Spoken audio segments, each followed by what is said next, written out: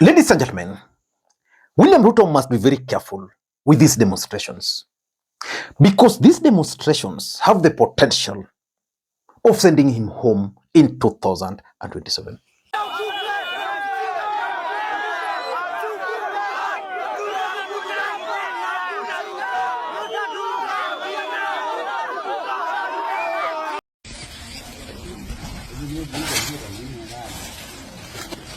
Haya tu vinga lakini mayaki manga.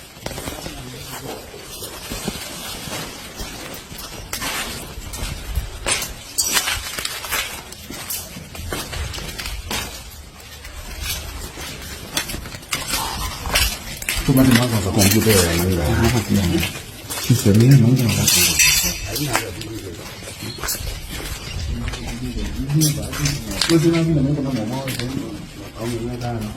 And I want to thank the residents of Meru for sending away or chasing that MP who tried to join the demonstrations, because the responsibility of making laws in Kenya rests in parliament, and a member of parliament is coming to join in the name of pretending. Another thing, media. Kasongo akipita kura atatuambia alitoa hapo kura. Asante sana. Hawa ni maoni ya wakazi wa eneo hili la Kawangware katika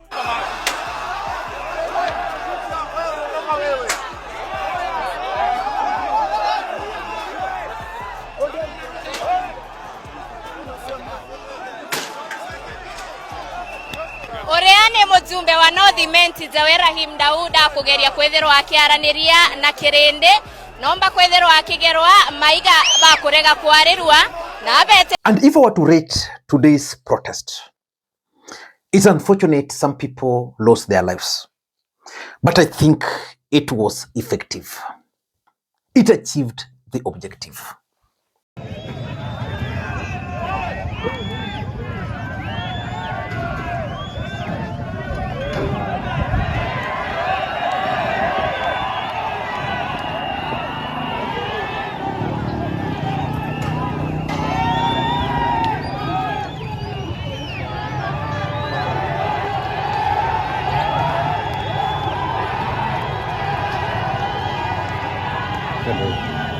But I must also register my disappointment.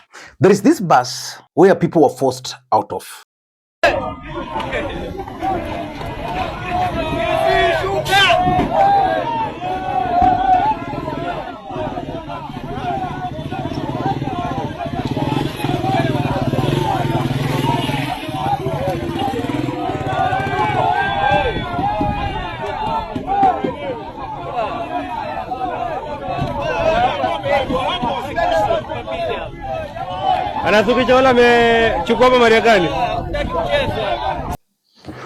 And I also saw this mirror pickup being robbed and looted.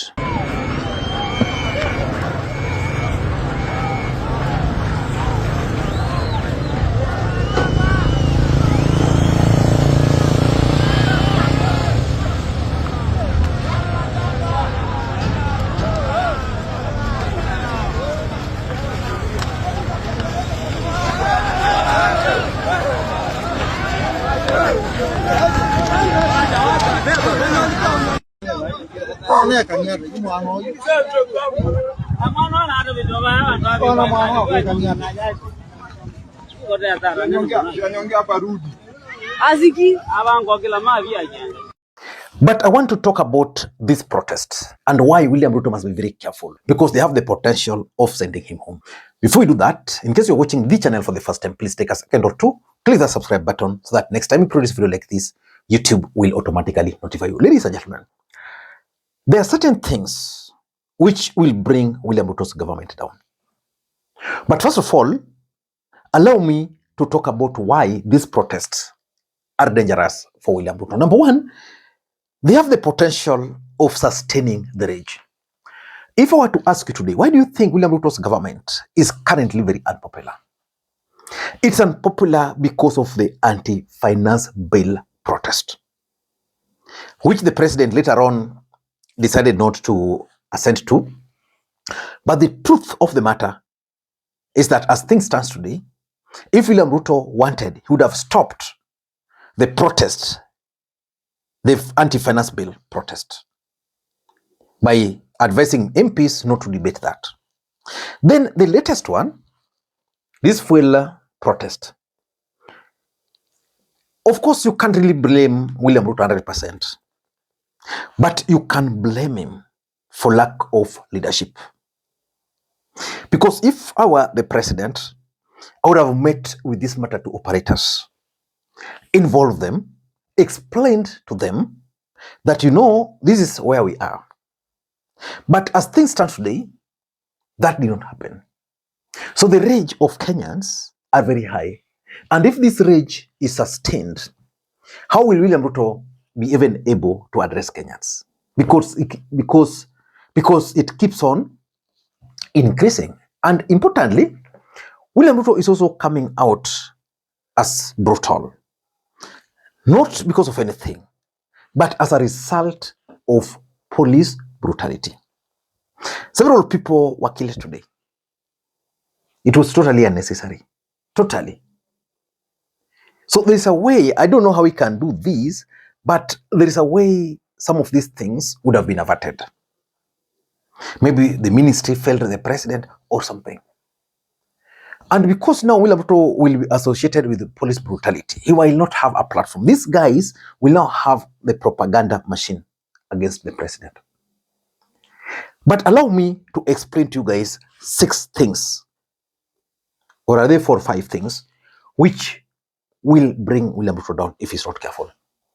Number 1 is the taxes. You remember the finance bill, which I've talked about.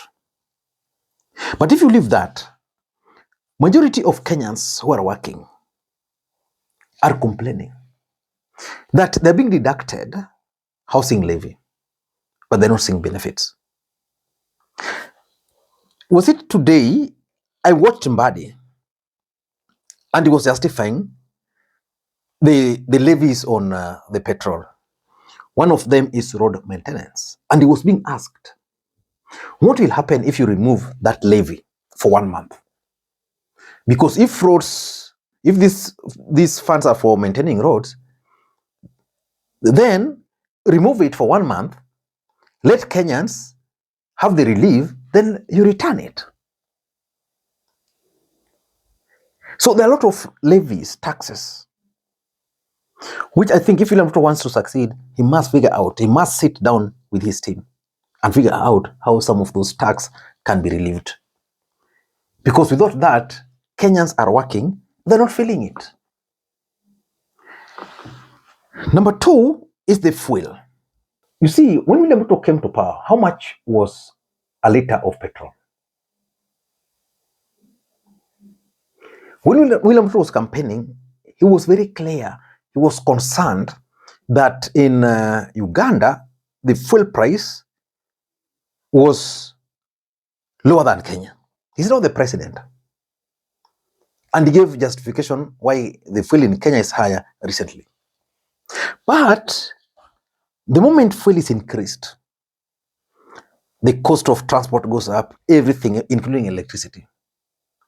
So that even if tomorrow the president will decide to return it back to where it was before the war in Iraq began, those other factors, the transport, the electricity, they will not come down to reflect.